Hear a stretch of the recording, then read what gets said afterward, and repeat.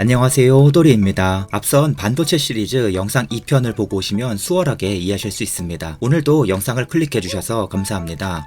앞선 영상에서는 반도체의 종류와 반도체 기업의 종류에 대해서 살펴봤고, 이번 영상에서는 비메모리 반도체 중 MCU에 대해 상세히 살펴보고자 하는데요. MCU는 모든 컴퓨터와 CPU의 시초라고 볼 수 있는 만큼 반도체 이해에 중요합니다. 우리 몸이 뇌 없이 움직일 수 없듯 전자기기도 마찬가지입니다. 컴퓨터나 노트북, 스마트폰에는 뇌의 역할을 담당하는 CPU라는 부품이 있습니다. CPU는 모든 들어오는 명령을 처리하여 0과 1로 된 결과 데이터를 출력합니다. 비메모리 반도체에 대해서는 앞선 2편에서 관련된 내용을 담았었는데요. 이들 부품이 없다면 저장한 데이터를 읽어오거나 새로 쓰거나 인터넷에 접속하거나 화면이 모니터에 출력되는 등의 모든 기본적인 동작조차 불가능할 것입니다. CPU에 문제가 생기면 컴퓨터에 전원이 들어와도 아무 동작도 하지 않습니다. 키보드의 키를 하나 누르면 이 신호가 CPU로 전달되어 CPU는 연산을 통해 키보드의 키에 부합하는 글자나 숫자를 출력하라는 명령을 내리고 이를 휘발성 메모리와 모니터에 전달해 모니터상의 새로운 결과물로 나타나는 것입니다.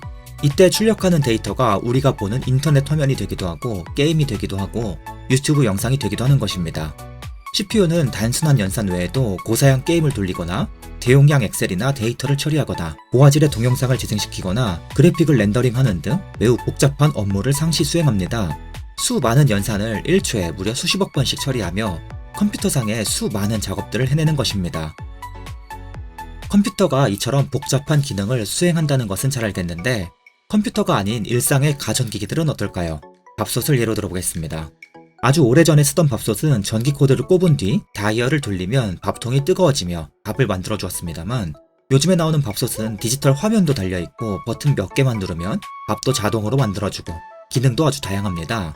예를 들어 쿠첸이란 기업에서 만든 밥솥에는 단순히 밥을 뜨겁게 보관해주는 기능뿐만이 아니라 일정 시간이 지나면 밥이 다 지어졌다는 알람을 내보내고 자동으로 밥솥 내에 갇혀있던 공기를 빼내며 압력을 조절해줍니다.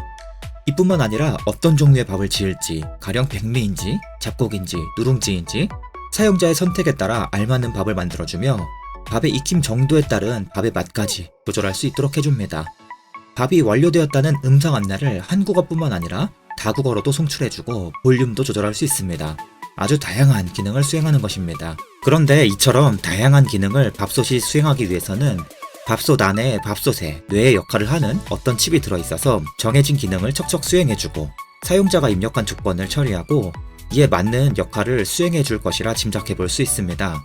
즉 컴퓨터에는 CPU가 들어있어 수많은 연산을 처리하듯 밥솥에도 무언가 컴퓨터 CPU와 흡사한 어떤 뇌 같은 부품이 기능을 척척 수행해주는 것이라 생각해볼 수 있습니다.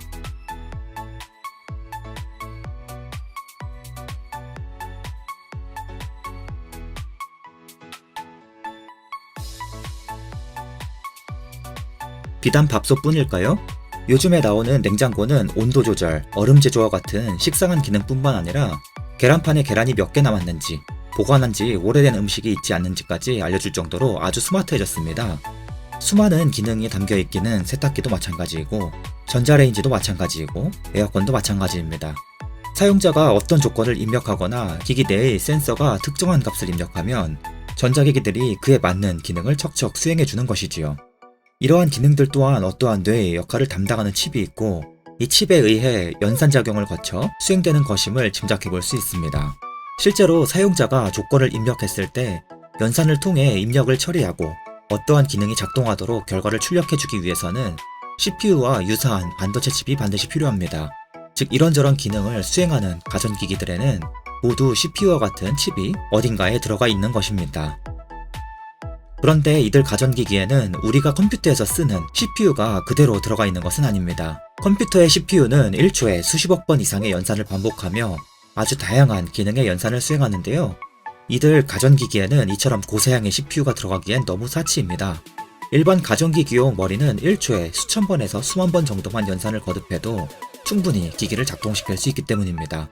동영상도 재생시켜주고 복잡한 엑셀 파일도 계산시켜주는 고사양 CPU가 고작 밥솥에 들어가 밥만 지어주는 역할을 한다면 CPU가 아깝기 그지없을 것입니다. 밥솥과 같은 가전기기의 기능이 컴퓨터처럼 다양하지 않고 어느 정도 일정한 작업들이 계속 반복되는 구조이기 때문에 CPU와 같은 고성능 부품이 아닌 성능이 아주 낮은 연산장치로도 충분히 작동할 수 있습니다. 이를 위해 컴퓨터 CPU보다는 성능이 훨씬 낮은 MCU라는 칩이 사용됩니다. 이때 MCU는 마블 시네마틱 유니버스의 약자가 아닙니다. MCU는 초소형 컴퓨터라고도 불립니다. 입력 신호가 들어오면 신호를 해석하고 연산을 통해 신호를 처리하며 결과값을 전자기기로 출력해주는데 마치 컴퓨터와 비슷한 역할을 하기 때문입니다. 이러한 MCU에는 입력 신호가 들어오면 어떤 명령을 수행할지 미리 명령어가 잔뜩 짜여 있는데 명령어를 저장해 두기 위해 작은 크기의 메모리 반도체가 함께 딸려 있습니다. 이러한 메모리 반도체들을 롬이라 부릅니다. 앞선 밥솥의 사례를 다시 한번 살펴보겠습니다. 물과 쌀을 섞어 밥솥에 넣고 뚜껑을 닫은 뒤 버튼을 누릅니다. 이때 백미, 현미밥, 잡곡밥, 보리밥, 누룽지 등의 버튼 중 백미밥을 만들기 위해 백미 버튼을 누릅니다. 그러면 밥솥이 해당 버튼에 맞도록 정해진 시간과 정해진 온도에서 밥을 짓게 되는데 특정한 버튼을 누르면 밥솥의 온도를 몇 도로 유지할지 밥을 몇 분 동안 지을지에 대한 상세한 프로그램이 MCU 내 롬에 모두 짜여 저장되어 있는 것입니다. 사용자가 버튼을 누르면 이 버튼이 MCU에 전달되고 MCU는 입력된 값에 맞는 기능을 수행하며 이를 위해 온도 제어 장치 등의 알맞은 신호를 제 시간에 맞춰 보내는 것이죠.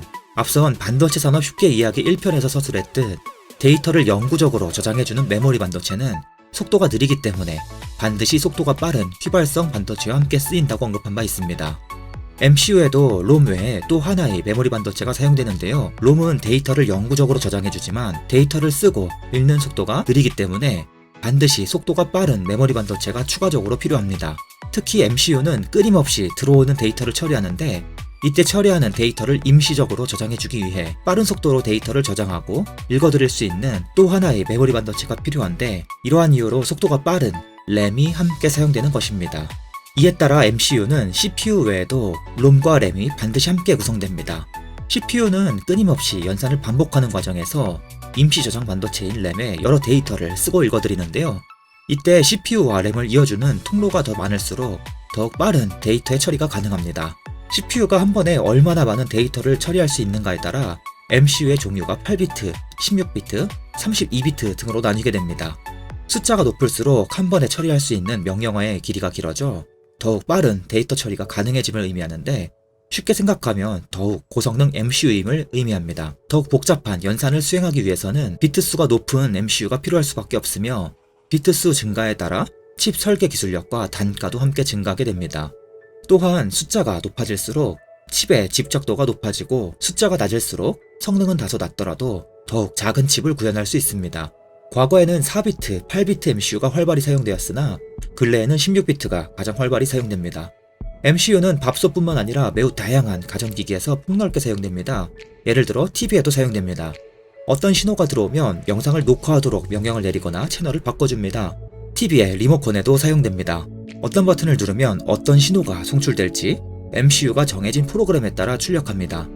우리가 흔히 쓰는 시계에도 정밀한 시간 측정과 표시를 위해 MCU가 사용됩니다.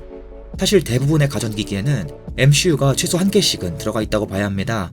MCU가 없는 전자제품은 사실상 없다고 봐도 될 것 같습니다. 혈압계에도 선풍기에도 키보드와 마우스에도 온도계에도 사용됩니다. 기능이 복잡한 대형 가전의 경우 서로 다른 기능을 수행하는 MCU가 5개에서 10개씩 탑재되기도 합니다. 특히 가전제품의 성능 다양화에 따라 필요한 MCU의 수는 더욱 늘어나고 있습니다. 카메라에도 사용됩니다. DSLR 등의 카메라에는 생각보다 많은 기능이 담겨 있는데 MCU가 상당수의 기능을 수행합니다. 어떤 버튼을 누르면 타이머가 설정이 되고 어떤 버튼을 누르면 초점이 바뀌며 어떤 버튼을 누르면 손떨림 방지 기능이 꺼지거나 켜집니다. 각각의 기능을 수행하기 위한 부품들이 있고 이 부품들의 기능을 수행해라 또는 수행하지 말아라 등의 신호를 미리 입력된 프로그램에 따라 전달해줄 프로세서가 필요한데 바로 MCU가 이 역할을 담당하는 것입니다.